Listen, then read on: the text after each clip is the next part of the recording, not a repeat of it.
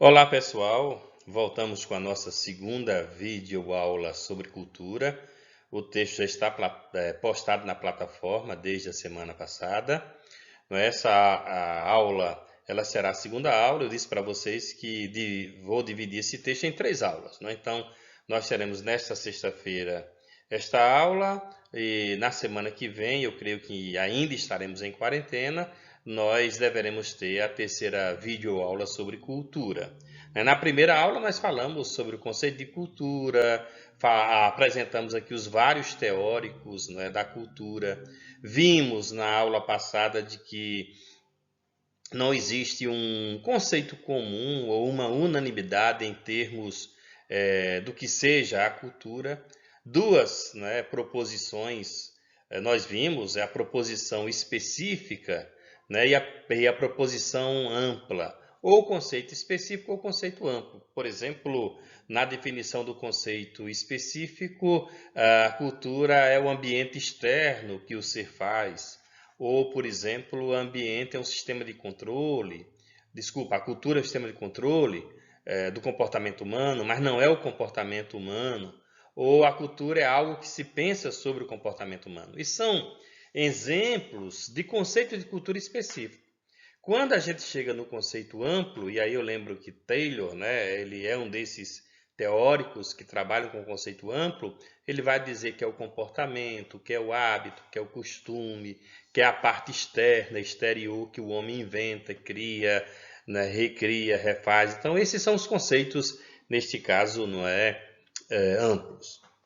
Na aula de hoje, nós vamos continuar falando de cultura e vamos falar de aspectos mais detalhados da cultura, da forma, da função, dos traços, certo? Do relativismo cultural, do chamado etnocentrismo, de elementos que são importantes para que a gente entenda teoricamente o que é a cultura e por que esse tema é tão importante na vida da pessoa para explicar a própria sociedade, não é? Não conseguimos fazer um bom curso de direito, nem conseguimos, né, exercer a ciência do direito sem entendermos o que é o ser, o que é a sociedade. E a sociedade e o ser é a sociedade que vive sobre aspectos da própria cultura. Portanto, né, continuemos nossa reflexão sobre a cultura. A primeira reflexão hoje é sobre o relativismo cultural, né? O relativismo cultural, que de certa forma ele é importante, porque vai nos fazer conhecer que devemos perceber que existem vários modos de cultura. O que é esse relativismo cultural? Veja, as culturas, de modo geral, diferem das outras, né, em relação aos seus postulados básicos, embora tenham características comuns.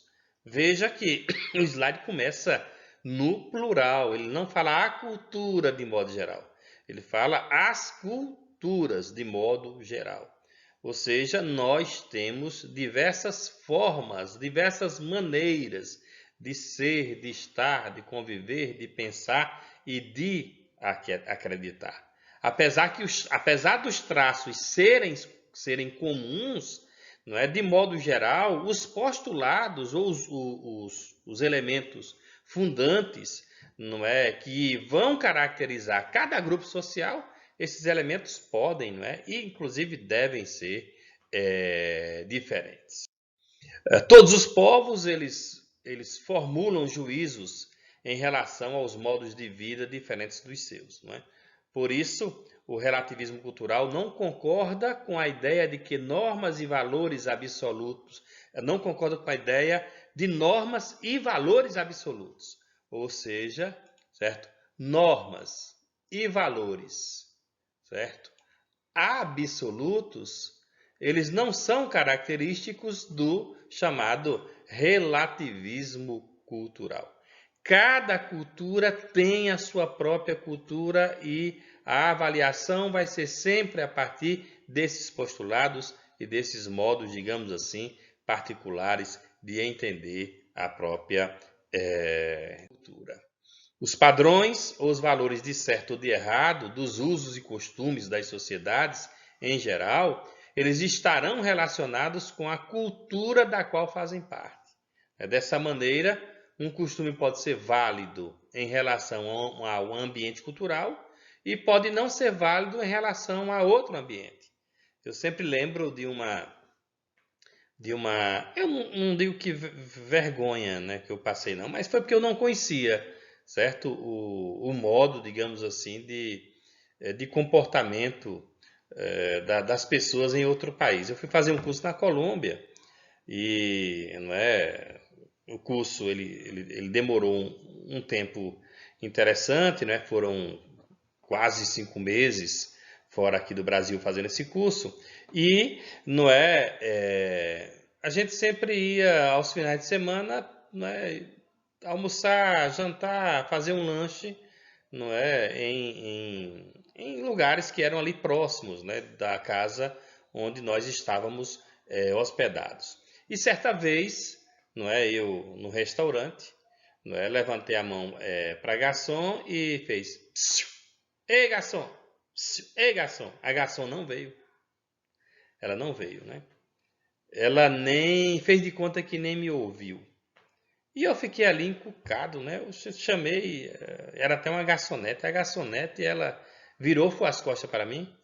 Aí um colega colombiano disse: "Rapaz, este modo, certo, de chamar a garçonete aqui na Colômbia é um modo que não é aceito, né? Nós não concordamos com esse tipo, não é, de chamamento, né? Você nunca vai ter um garçom na sua mesa se você fizer esse tipo de gesto. Ou seja, se você disser: "Ei, psiu, garçom, vem aqui." Não.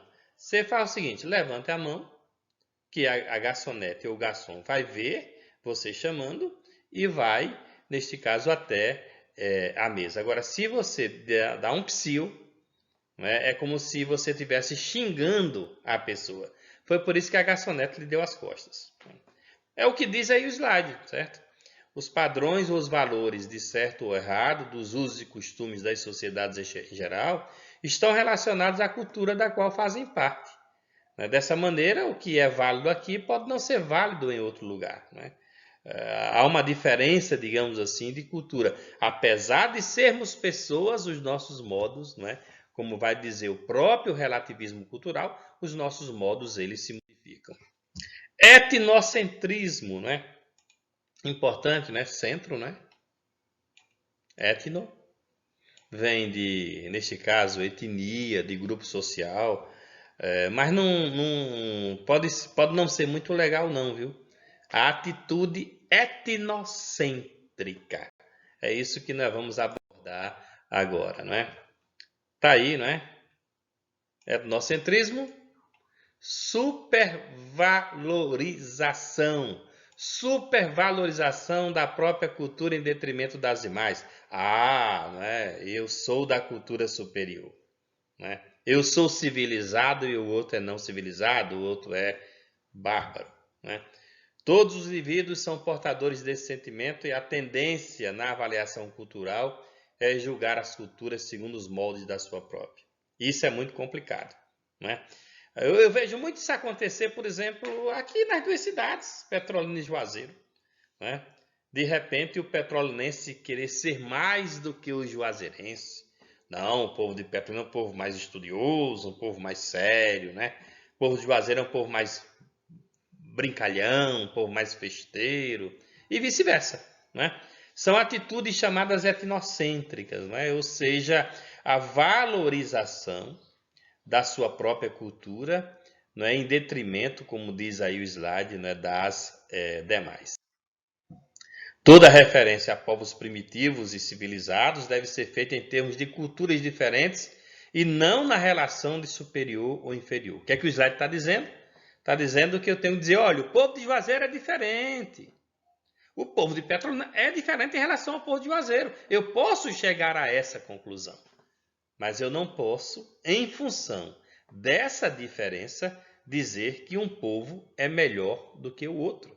Ou seja, de repente dizer que o povo da cidade é melhor do que o povo do campo, o povo que vive na zona rural. O etnocentrismo pode ser manifestado no comportamento agressivo. Muitas vezes isso acontece. Que digam os nordestinos lá no sul, não é? Às vezes a ações violentas contra pessoas de outro lugar, né? Ou seja, atitudes de superioridade, como diz aí o próprio slide, né? Superioridade, vou até circular aqui para vocês, e também hostilidade. Isso ocorre, infelizmente, em larga escala no mundo todo, né? Então, a discriminação, o proselitismo, a violência, a agressividade verbal. E aí, Paraíba? Ou seja, não é como se nós fôssemos menores e fôssemos conhecidos como Paraíba, não é? Que é o matuto do mato ou do interior, aquele que não tem, nesse caso, modos. Estas são formas de expressar o fenômeno chamado etnocentrismo, não é? Há muito esse etnocentrismo dos povos do norte contra, por exemplo, os povos do sul, os povos da Europa, ditos civilizados, né, em relação aos povos da África, que vivem de maneira tribal, ou de maneira, como eles dizem, não é, bárbaros ou não, civilizados. Função da cultura é um outro tópico que o autor coloca, não é? E aí nós já passamos a detalhar os elementos da própria cultura. Não é? A cultura é formada por milhares de traços culturais selecionados. Esses traços são integrados e formam um complexo, né? Um todo complexo. Né? Cada traço vai possuir uma forma e função. Mas o que seria? O que é forma ou o que é função dentro da cultura? Veja, a forma é o feitio, ou seja, a maneira como uma coisa se apresenta ou se manifesta. É a chamada feição exterior que caracteriza determinado elemento da cultura. Assim, cada traço cultural possui a sua forma específica. O autor coloca aí alguns exemplos, né? O anel tem uma forma, não é, específica, certo? Tá aí a forma específica do anel, o cachimbo, a casa, a cerimônia de casamento, né? Que é diferente, inclusive. O funeral, que é diferente, acho que eu falei para vocês, né? Na aula passada, né? Que eu fiquei abismado o modo, né, como, não é, na Argentina, por exemplo, os caixões ficam expostos lá no cemitério. Você passa nos túmulos, não é, e você vê em alguns túmulos os caixões expostos, os próprios processos jurídicos. Então, é a forma exterior que se apresenta, não é, a cada ser na sociedade. E a função? Veja, função vai ser tipo de ação ou procedimento interrelacionado de traços da cultura. É a maneira como o elemento se relaciona com outros.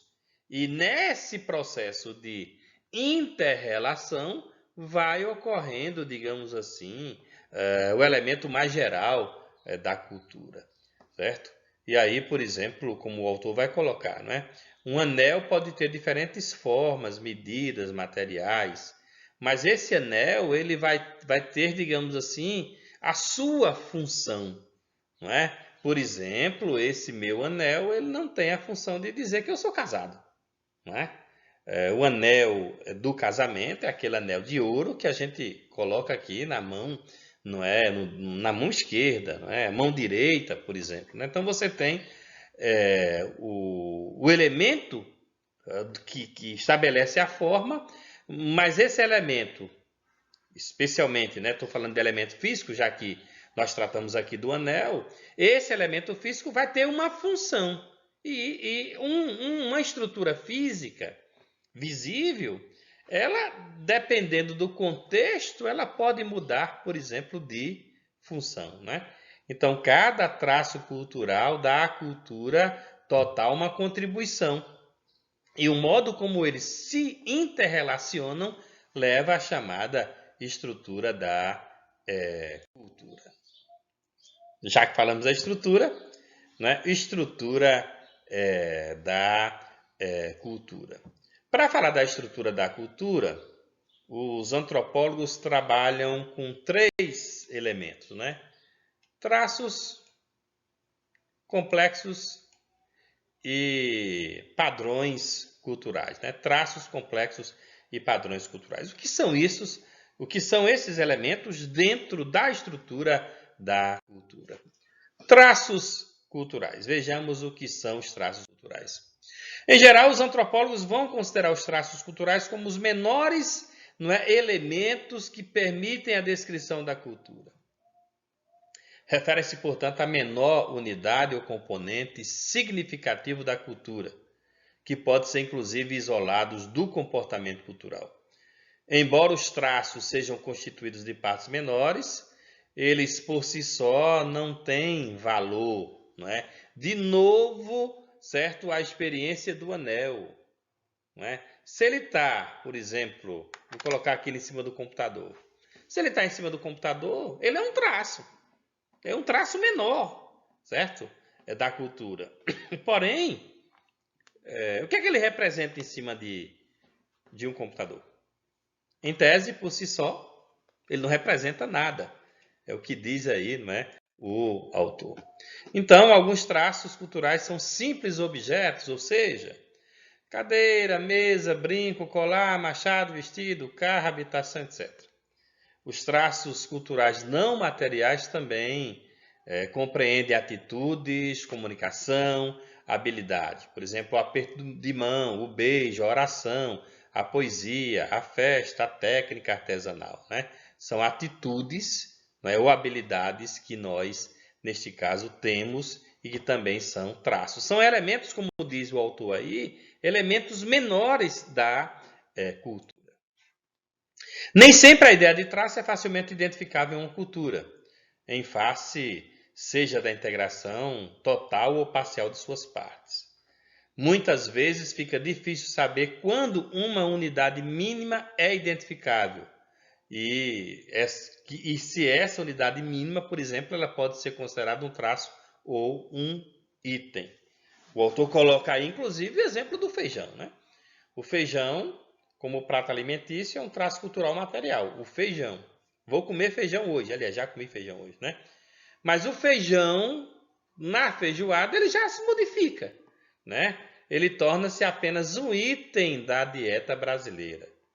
Inclusive, tem muita gente que não da feijoada, não gosta do feijão. Inclusive, só compra as carnes da feijoada, não compra o feijão. Perceba que não é difícil você compreender o traço por si só, como diz aí o próprio slide, não é? De repente, as pessoas que não conhecem esse traço podem pensar, por exemplo, quando vê apenas as carnes da feijoada cozinhada, pensar que elas foram cozinhadas sem o feijão, né? Já que o feijão não está ali, não fazendo parte naquele momento da feijoada. Por isso que nem sempre é algo, digamos assim, simples. É algo, como foi dito, menor da cultura, é algo identificável, mas não é algo simples, porque ele precisa estar, como o próprio autor vai dizer, relacionado. Complexos culturais. O que são os complexos culturais?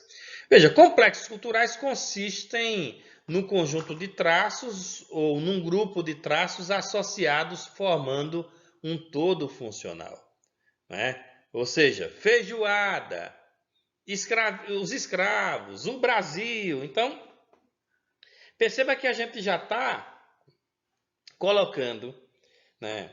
Vou começar pelo feijão. Feijão, feijoada, os negros escravizados e o Brasil. Perceba que aí já formou um complexo.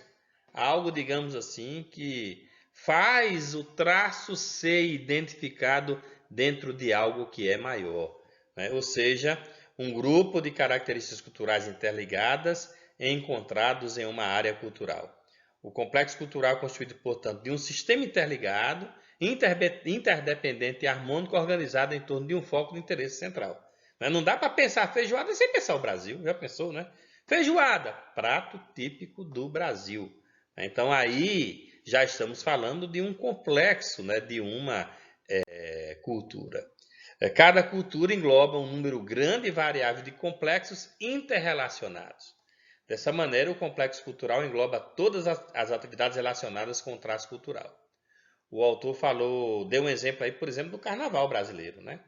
Carnaval brasileiro tem elementos que vão identificar esse carnaval, né? Se você vai para o Rio, você não pode, por exemplo, pensar a alegria, a festa sem chamadas escolas de samba, não é? Se você vai para Recife e Olinda, você não pode pensar ali o carnaval sem o frevo. Se você vai para a Bahia, você não pode pensar o carnaval sem o trio elétrico. Mas não é só o trio elétrico, o frevo, a escola de samba, não é? Ou seja, o complexo vai englobar mais coisas que vão definir, não é, o que é o carnaval, né? Então você vai ter, por exemplo, muitas vezes, não é, o frevo, a fantasia, a bebida. Então perceba que os traços eles vão se juntando, vão sendo característicos de cada lugar e eles vão identificando aquele fenômeno cultural, né? Ou aquela composição, neste caso, cultural. E esses complexos culturais vão determinando o que nós vamos chamar aqui de padrões culturais. Né? O que são os padrões culturais? Segundo o antropólogo Herskovits, o contorno adquirido pelos elementos de uma cultura, as coincidências dos padrões individuais de conduta, manifestos pelos membros de uma sociedade que dão ao modo de vida essa coerência, continuidade e forma diferenciada, pode ser chamado de padrão cultural. Nesse instante eu falei do carnaval, por exemplo, de Olinda e Recife. Inclusive o carnaval de Olinda ele é um pouco diferente do carnaval de Recife, porque tem um padrão que identifica. Né? Se você quiser subir e descer ladeira atrás, não é, de blocos de frevo, você vai para, não é, Olinda. Se você quer ver, não é, os caboclinhos, não é, os maracatus, os shows, inclusive os alternativos, você vai para o Recife. Por quê? Porque cada lugar tem uma característica ou um complexo que vai identificando o padrão cultural do lugar. Né? O São João, né? São João tem um elemento característico, né? Você pega Campina Grande, Caruaru, você tem esses elementos que vão determinando esses chamados padrões, não é, culturais. Então, um padrão de comportamento consiste em uma norma comportamental estabelecida pelos membros de determinada cultura. Né? Esta norma é relativamente homogênea, aceita pela sociedade e reflete as maneiras de pensar, de agir e de sentir do grupo, assim como os objetos materiais correlatos. Né? Uma vez eu vi alguém criticando o carnaval lá de Olinda porque só tocava frevo. É a mesma coisa o dia todo. É a mesma coisa o dia todo. É o padrão da cultura que lá se estabelece e que é aceito por aquele grupo que, digamos assim, faz parte deste padrão, né, cultural e que faz parte deste, como está dito aí no slide, o chamado padrão comportamental. Herskovits aponta dois significados nos padrões, que, embora pareçam contraditórios, são, na verdade, complementares.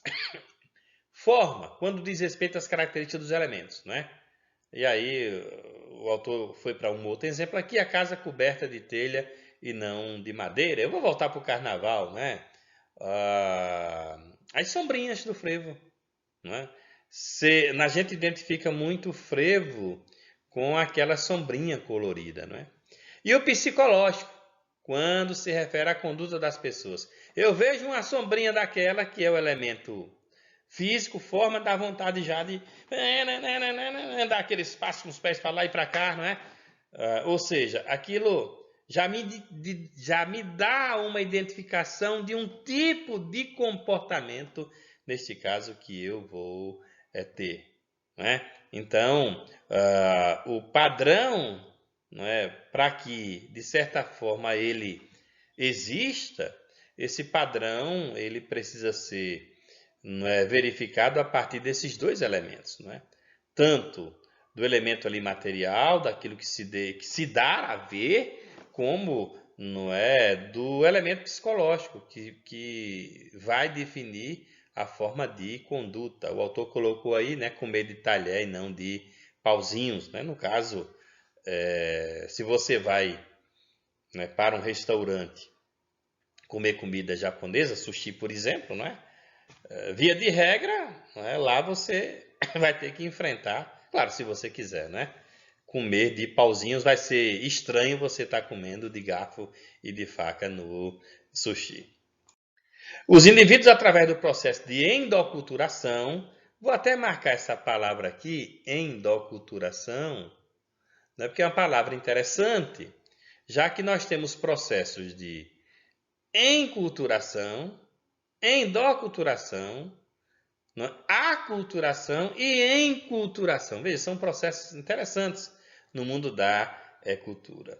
A endoculturação, certo? É o processo de assimilação das culturas alheias, não é? Ou seja, se eu vou para um lugar, vou ficar muito no carnaval, né? Eita, pós-carnaval complicado esse nosso. Mas esquecemos, né? Esse nosso pós-carnaval, né? Mas se a gente vai para um carnaval, por exemplo, de Salvador, a gente sabe o que vai encontrar. Muita gente na rua, corda, trio, bloco, né? É isso que a gente vai encontrar. Se você vai para isso, você precisa se endoculturar, né? Ou seja, você precisa agir de acordo com os padrões estabelecidos pela cultura, né? Daquele grupo que você está indo. Aí você se encultura quando você adquire aquela cultura, né? É um processo mais complexo, a enculturação, né? A endoculturação você aceita, não é, mais rapidamente e não precisa você mudar o hábito para a vida toda, né? Mas a enculturação sim. Então o padrão cultural é, portanto, um comportamento generalizado e estandardizado, né? Ou estandardizado e regularizado. Esse padrão que estabelece o que é aceitável ou não na conduta de uma determinada cultura. Nenhuma sociedade é totalmente homogênea. E aí a gente já falou disso desde o tópico aqui dessa aula, do chamado relativismo cultural, né? Existem padrões de comportamento distintos para homens, para mulheres, para jovens, mesmo numa sociedade pequena, né? Os padrões de comportamento eles são distintos, né? Quando os elementos de uma sociedade pensam e agem como membros de um grupo, expressam os padrões culturais do grupo, o comportamento ele vai ser influenciado pelos padrões da cultura em que vive. Então, muitas vezes, o comportamento do jovem vai ser diferente do comportamento do jovem de outra cultura. Assim seja do ancião, do adulto e da criança. Então, primeiro, né, numa própria sociedade, os comportamentos serão diferenciados. Segundo, que esses comportamentos também serão diferenciados conforme, certo, a comparação com outros grupos culturais. O padrão ele vai se formar pela repetição contínua, né? Quando muitas pessoas em uma dada sociedade elas agem da mesma forma ou do mesmo modo, então vai se adquirindo ali um chamado padrão cultural. Vai se repetindo o modo. Esse modo vai se reproduzindo. Esse modo vai atingindo mais pessoas. Então ali, não é? Nós vamos percebendo que o padrão cultural ele vai sendo instituído. O autor coloca como exemplo aí o matrimônio como padrão cultural do brasileiro, né? Que engloba uma série, né, de atividades que são elementos da própria cultura, dos traços da cultura, né? A troca de alianças, a mulher casada de branco, né? Véu e grinalda, fazer um buquê, né? Jogar o buquê, certo? Às vezes amarrar a lata do carro, né? Amarrar latas no fundo do carro. Então isso vai determinando a forma como é um casamento. E geralmente a maioria dos casamentos eles vão se reproduzir desta forma. Essa coisa de casar de branco, por exemplo, não é obrigação você casar de branco no civil, né?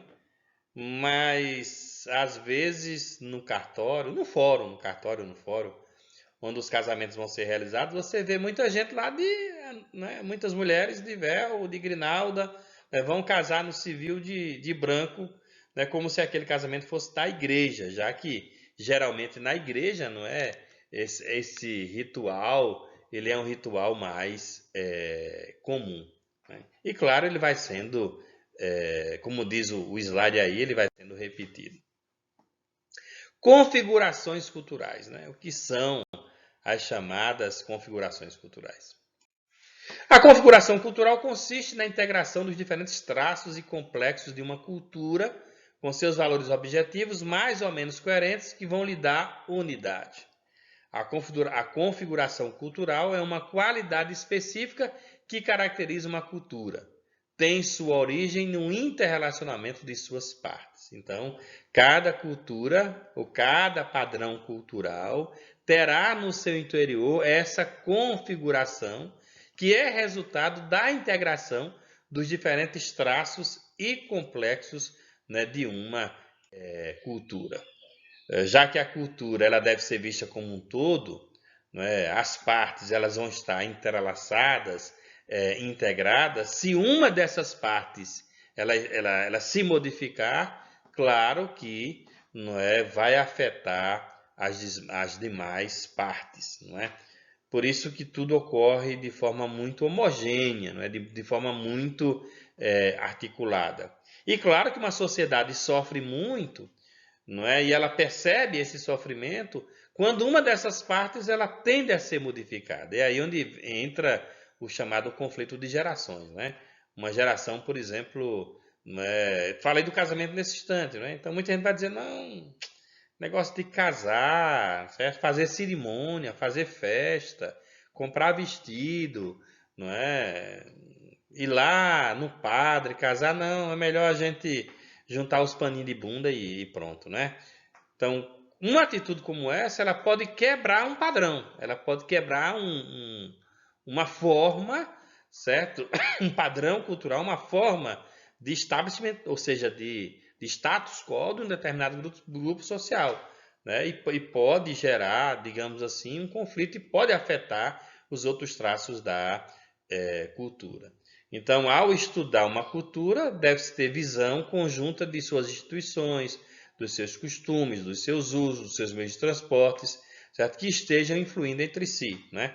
Porque para se chegar àquele padrão cultural, e o padrão cultural ele vai definir a cultura, ele vai definir a identidade daquele grupo social e daquela sociedade, esses elementos eles precisam estar, neste caso, não é, integrados. Áreas culturais. Veja, as áreas culturais são territórios geográficos onde as culturas se assemelham, né? Por exemplo, o Nordeste é diferente de um lugar para outro, mas nós temos coisas aqui que nos assemelham, mas temos coisas também que nos diferenciam, né? Então, os traços e complexos culturais mais significativos estão difundidos, resultando de um modo peculiar e característico de seus grupos constituintes. A área cultural refere-se a um território relativamente pequeno em relação à sociedade global, no qual os indivíduos compartilham os mesmos padrões de comportamento. O Brasil é muito característico dessa explicação aí do slide, né? Você tem um padrão, né, que vai identificar o Brasil e o brasileiro. Mas nós somos divididos em tantas áreas, com tantos complexos e com tantos padrões, que eu até diria para vocês, né, retomando aqui um autor brasilianista chamado Darcy Ribeiro, que o Brasil é formado por Brasis, sempre num plural, não é? O Brasil dividido em várias áreas culturais ou em vários territórios geográficos, modificando a forma, inclusive, né, por exemplo, de se alimentar ou do tipo de alimento que come, não é? Ou seja, não é em todo lugar que as pessoas comem cuscuz. Tão simples, né? Cuscuz. Mas não é em todo lugar que as pessoas comem carne de bode, não é? Você acha que todas as pessoas gostam de carne de bode? Não. Por quê? Porque nós vamos ter esses elementos, que são mais característicos a essas, áreas culturais ou esses territórios menores da cultura. E claro que essas áreas culturais elas vão determinar o que a gente vai chamar aqui de subcultura. O autor lembra que subcultura não pode ser considerada como um meio peculiar de vida de um grupo menor dentro de uma sociedade maior, ou seja, que não pode ser considerada de forma valorativa, né? Então você tem a cultura e a subcultura. A cultura é algo maior, a subcultura é algo não menor, certo? A subcultura ela está muito caracterizada nisso que eu vinha tratando agora, que é o caso, por exemplo, de alguns hábitos, eles não serem hábitos gerais do próprio grupo não é social. Então, esses hábitos, eles são hábitos, digamos assim, peculiares ou particulares. Nós temos, inclusive, isso muito aqui em Petrolina e Juazeiro, com comunidades de grupos de estrangeiros que vieram para cá. Você tem a comunidade italiana, você tem a comunidade japonesa, não é? Você tem essas comunidades que vão se formando, como também não é, as comunidades internas, que são comunidades, apesar de serem comunidades internas, elas têm características muito comuns à sua comunidade, não é? Tem o grupo aqui dos paulistas, o grupo dos mineiros, não é? Você tem comunidades aqui que se encontram não é, em função das suas peculiaridades culturais, né? Você tem até restaurantes, né, que servem comidas, digamos assim, para esse grupo. É porque tem, digamos assim, dentro de uma área cultural, nós vamos ter a chamada subcultura, que, como o autor diz, não tem nada a ver com uma cultura menor ou não é, inferior. Nível de participação das pessoas em relação à cultura. As culturas são constituídas de normas comportamentais ou costumes. O antropólogo Ralph Linton classifica essas normas em 3 grupos, não é? Obrigatório ou não é facultativo dos indivíduos. Essas três formas de participação, elas são divididas em, vou até marcar para vocês aqui, uma forma de participação não é universal, aí a gente já começa a falar desta forma universal, não é? Embora a cultura varie de uma sociedade para outra, existem padrões de conduta característicos de todos os membros de uma sociedade ou padrões universais. Por exemplo, respeitar o outro. Respeitar o outro, gente, em tese deve ser um padrão, né, universal. Então abrange ideias, costumes, reações emotivas, né? Por exemplo, chorar. Chorar é um padrão universal. Ter medo, né, se assustar, está todo mundo, não é, agora tendo medo do vírus no mundo todo. Então isso é algo que é, nesse caso, universal, é comum a todos os membros da sociedade. Em uma culturas simples são aquelas culturas que os antropólogos, de certa forma, consideram como culturas ruralizadas, certo? Predominam as normas universais, ao contrário das sociedades grandes e complexas. Por quê, né? Imagine São Paulo, né? Imagine São Paulo, você vai ter um mundo, né? Como dizia um ex-governador de São Paulo é a cidade de 1000 caras, de 1000 povos, de 1000 gentes, né? Então, a língua e os padrões morais dominantes são sempre universais em qualquer cultura.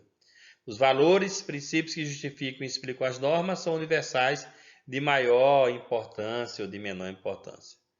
Por exemplo, né, ainda é universal a monogamia. Todo lugar que você vai, praticamente, não é?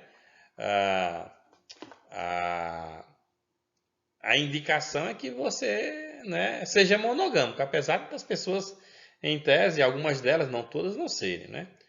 O ideal de liberdade. Então, são elementos que vão ser universais. E claro que você participa desses elementos não obrigados. O autor colocava lá que tem elementos que são compulsórios e outros não. São pela própria adesão e crença de determinados valores que você acredita que deve ser para você e que deve ser para o outro, né? Quando eu trabalhei com vocês a disciplina de filosofia, né, eu lembro muito de Kant, né, do chamado né? Imperativo categórico, apesar dele do imperativo categórico ser incondicional, né? Ele não representar a nossa vontade. Porque Kant vai dizer que nós precisamos respeitar determinados princípios que devem ser, né, princípios universais. Daí, né, elementos da cultura, eles tendem, alguns elementos, não todos, a gente já viu aqui, né, volto a falar do chamado relativismo cultural, nem todos os elementos eles são, não é, homogêneos. As chamadas especialidades é uma outra característica. Em todas as sociedades, certas normas praticadas e seguidas são realidades apenas de alguns grupos, o que o autor chama aí de especialidades, né? Podem ser conhecidas pelos outros membros da sociedade, mas não praticadas por eles, né? Nós conhecemos determinadas normas de outras pessoas, mas a gente não, digamos assim, pratica essas normas, né? Há padrões de conduta compartilhado apenas por certos indivíduos ou por subgrupos em particular.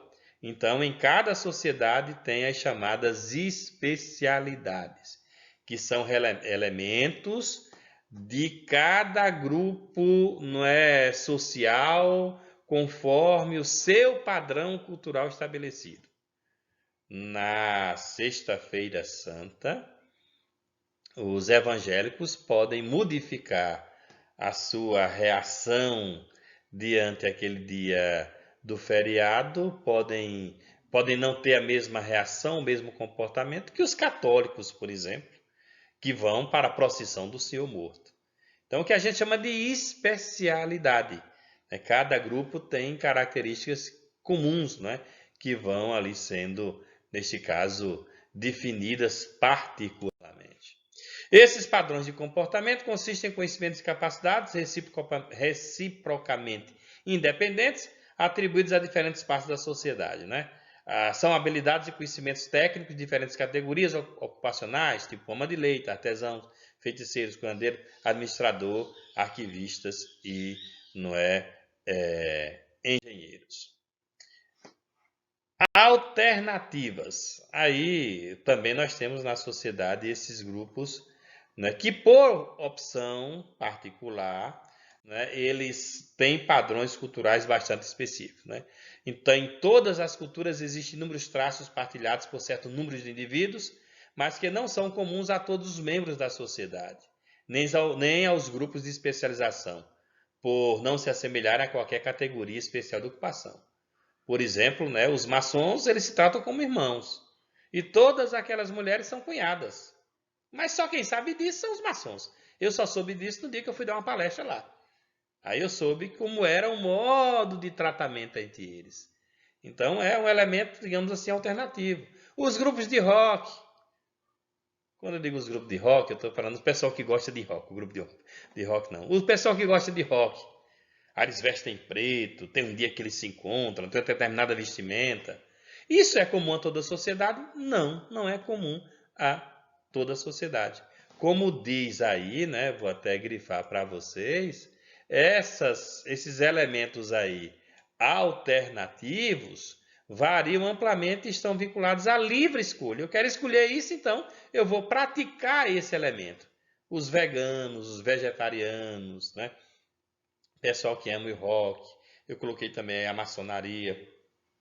Estou colocando como elementos, não é, alternativos da cultura que tem padrões culturais, né? Ou que tem traços e tem padrões, faz parte de um complexo de um elemento, digamos assim, menor da cultura, que muitos conhecem ou não, né? As especialidades nós já até conseguimos conhecer mais, né?